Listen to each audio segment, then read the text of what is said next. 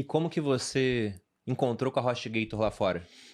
Porque, pelo que eu tinha visto, era uma empresa pequenininha, uma startup, que não tinha nem 10 funcionários ainda quando você entrou na empresa. Mas foi direto, foi pra lá e falou, vou trabalhar com hospedagem de sites. Não, as coisas não funcionam assim, né? Então eu fui para lá, eu estava como estudante, aí eu fui, estudei inglês, depois eu mudei meu visto para um visto de faculdade, para ficar mais tempo, mais permanente um pouco.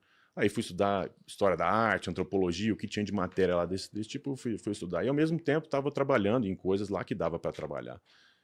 Nada oficial, mas que dava para trabalhar. Mas como eu tinha conhecimento em ciência da computação, tinha um conhecimento em internet, eu procurei, existia um website chamava Craigslist, lá nos Estados Unidos. Antes dessa coisa toda que existe hoje. Esse site não tinha, por exemplo, Airbnb, aí todo mundo postava as coisas no Craigslist. É simplesmente uma lista de coisas. A interface é super simples. E tinham ofertas de emprego lá. Eu procurei uma oferta de emprego. Aí encontrei alguém perguntando se conhecia alguma coisa de internet e que pudesse ajudar no suporte. Eu conheço internet, eu posso ajudar no suporte, posso trabalhar remoto. E aí eu fui lá. Aí era um escritóriozinho pequenininho.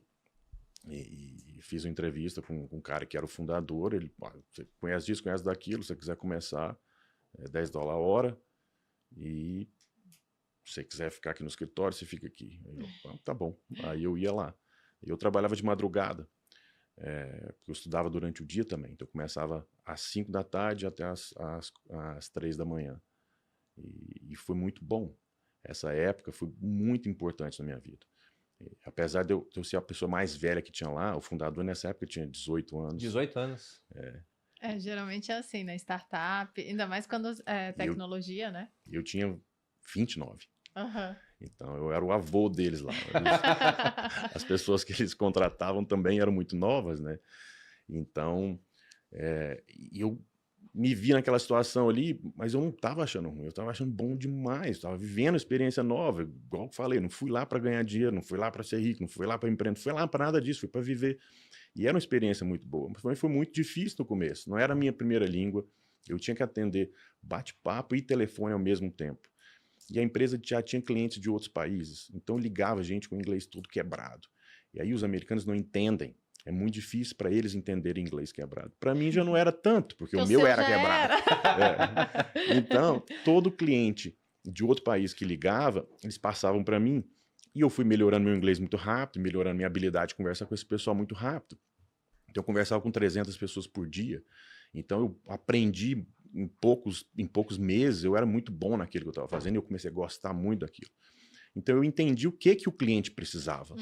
A partir do momento que você entende o que o cliente realmente precisa, você começa a ter uma visão diferente das outras partes da empresa. Por isso que eu valorizo tanto o suporte hoje. O cara que está lá na ponta, a pessoa que está lá na ponta, As ouvindo o demandas cliente, todas vêm por ali, né? ele sabe exatamente o que está acontecendo. E a maioria das vezes a cara da empresa é ele que conversa com o cliente final. Então eu fiquei muito bom disso. E aí com o tempo, eu tive a oportunidade de começar a crescer na empresa, mas a gente acabou indo morar na Espanha, porque eu tinha que pagar a escola nos Estados Unidos para continuar legal lá. E eu começando minha autorização de visto de trabalho pela empresa, eu não precisava ficar lá nos Estados Unidos. Aí a gente foi morar na Espanha. Para quê? Para viver também. Não tinha nenhum objetivo. A gente foi para lá para a gente viver. A gente morou em Barcelona uns 6 meses. E aí a gente resolveu andar por lá. A gente morou na Itália, na Holanda, na França. E sempre desse jeito. Eu trabalhando remoto. Eu trabalhando remoto de madrugada. Então, que loucura. Inclusive, a gente até fala que eu fui um dos primeiros nômades digitais. Isso que eu ia falar. Isso foi em 2005. Então foi muito, muito cedo. Eu não conhecia ninguém mais que fazia isso. E a gente procurava apartamento pelo Craigslist. E a gente tinha um cachorro. Então, nosso requisito era ter internet, pode cachorro. Então, a gente ia para onde fosse. E que foi uma época muito, muito, muito, muito boa mesmo. A gente se sentiu muito livre. Assim. Teve um momento lá em Barcelona, eu conto isso, eu não tinha uma chave, eu não tinha nada, sabe? Eu não tinha carro.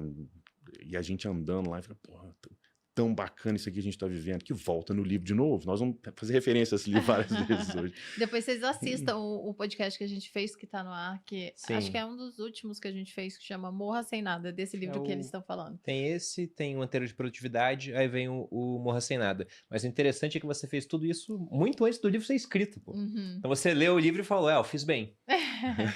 E isso eu acho que Bruno, eu acho que durante o seu podcast você até fez referência a isso. Isso é um exercício que a gente tem que fazer. Não é uma vez e você está pronto e está fazendo aquilo para sempre. Eu me pego várias vezes não fazendo isso. Uhum. Épocas de vida que eu não estou fazendo isso, que você acaba caindo assim no filão comum, assim. Mas aí quando você lembra e faz aquela coisa e percebe que você fez aquilo, você valorizou suas experiências e não outras coisas, os dividendos das experiências que eu tenho dessa época, cara, é riqueza, muito, muito, muito rico.